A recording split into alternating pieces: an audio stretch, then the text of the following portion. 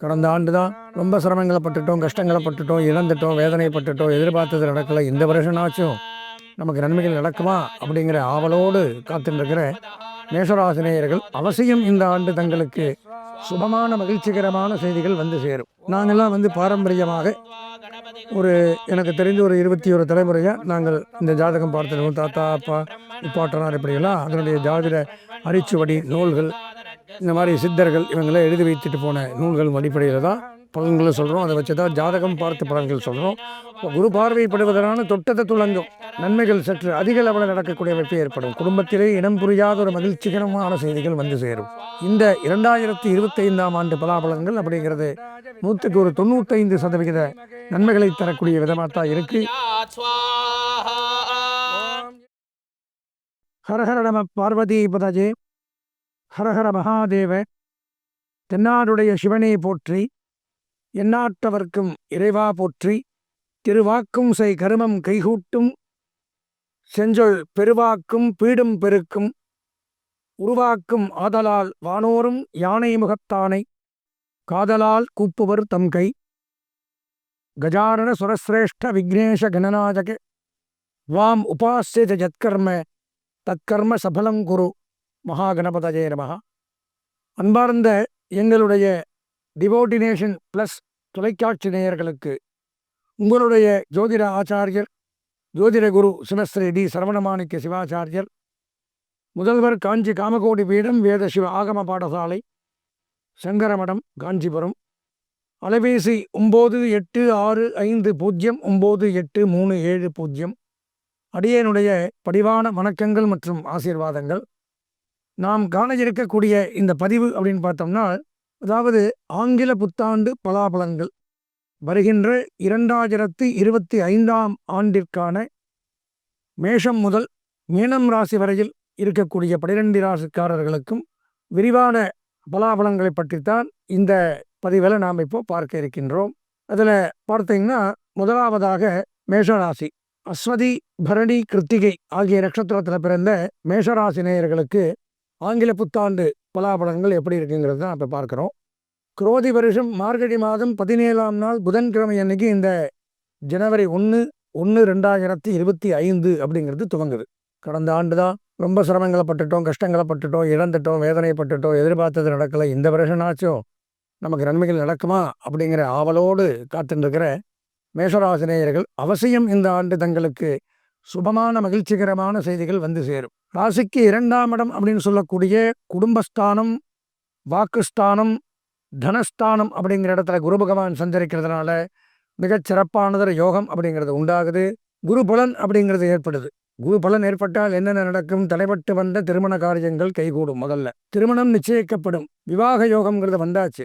வியாழ நோக்கு அப்படிங்கிறது உங்களுக்கு இருக்கு. இப்போ குரு பார்வைப்படுவதனால தொட்டத்தை துளங்கும் நன்மைகள் சற்று அதிக அளவில் நடக்கக்கூடிய அமைப்பு ஏற்படும். குடும்பத்திலே இனம் புரியாத ஒரு மகிழ்ச்சிகரமான செய்திகள் வந்து சேரும். குடும்பத்தை விட்டு சென்றவர்கள், வெகு தூரம் சென்றவர்கள், வெளிநாட்டில் இருக்கக்கூடியவர்கள் எல்லாம் இப்பொழுது நமது குடும்பத்தில் அந்யோன்யமாகி குடும்பத்திற்காக பாடுபட்டு குடும்ப வளர்ச்சியை முன்னேற்றுவார்கள். பாகிஸ்தானத்தில் குரு இருக்கிறதுனால என்ன சொன்னாலும் அது நடக்கும். நம்மளுடைய பேச்சிற்கு மரியாதை இருக்கும், கௌரவம் இருக்கும். சென்ற இடங்களெல்லாம் சிறப்பு ஏற்படும். பொருளாதாரம் இரட்டிப்பாகும். பணவரவு திருப்திகரமாக இருக்கும். தொழிலில் லாபங்கள் அதிகரிக்கும். ராசிக்கு 3ஆம் இடம் 4ஆம் இடத்துல வக்கரகதியில் செவ்வாய் இருக்கிறார். மிகச்சிறப்பு.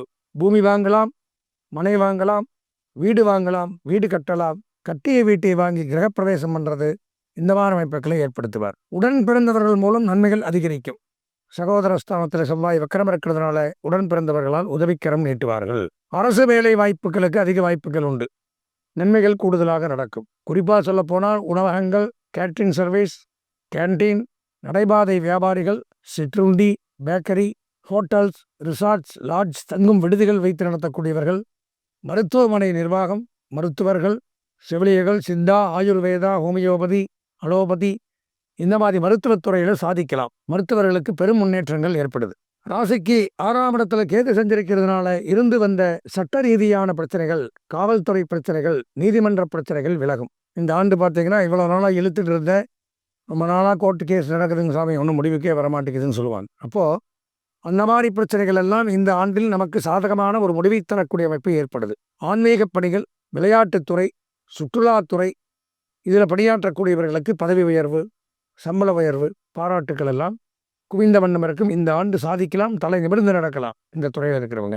8ஆம் இடத்துல புதன் செவ்வாய் வீட்டில் உயர்கல்வி, ஞானம், அறிவு, படிப்பில் முன்னேற்றங்கள் அப்படிங்கிறது உண்டாகும். கல்வித்துறை சிறந்து விளங்கும். கல்விக்கூடங்கள், கல்விச்சாலைகள், கல்லூரிகள், தட்டச்சு, சுருக்கெழுத்து அகாடமி, டுட்டோரியல் காலேஜ், பயிற்சி நிறுவனங்கள், வித்யாசாலைகள், தியான பீடங்கள், சபைகள், இந்த மாதிரி எல்லாம் வச்சிருக்கிறவங்களுக்கு நன்மைகள் கூடுதலாக கிடைக்கும். 9ஆம் இடத்துல பார்த்தால் சூரியன் புதன் மிகச்சிறப்பு.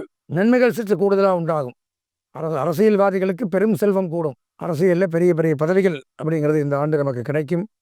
பல நாட்களாக அரசு தேர்வை எழுதி நமக்கு அரசு வேலை வாய்ப்பு இருந்தது, விடக்கூடாதான், நம்ம ஜெயிச்சு காமிக்கணுண்டா, அடுத்த எக்ஸாம் எழுத உண்டா, அப்படி பண்ணிட்டு இருக்கிறவங்களுக்கு கண்டிப்பாக இந்த ஆண்டு அரசு பணி அப்படிங்கிறது கிடைக்கும். 11ஆம் இடத்துல சுக்கிரன் சனி சேர்க்கை மிகச்சிறப்பு. புதிய வாகனங்கள் வாங்கலாம், புதிய மனை வாங்கலாம், ஆபரணங்கள் வாங்கலாம். இரும்பு தொழில் பண்ணுறவங்களுக்கு மிகச் சிறப்பானதில் யோகம் அப்படிங்கிறது ஏற்படுது. 12ஆம் இட ராகு வெளிநாட்டு பயணங்களை மேற்கொள்ள வைப்பார். வெளிநாடு போகக்கூடிய வாய்ப்பு அப்படிங்கிறது ஏற்படுது.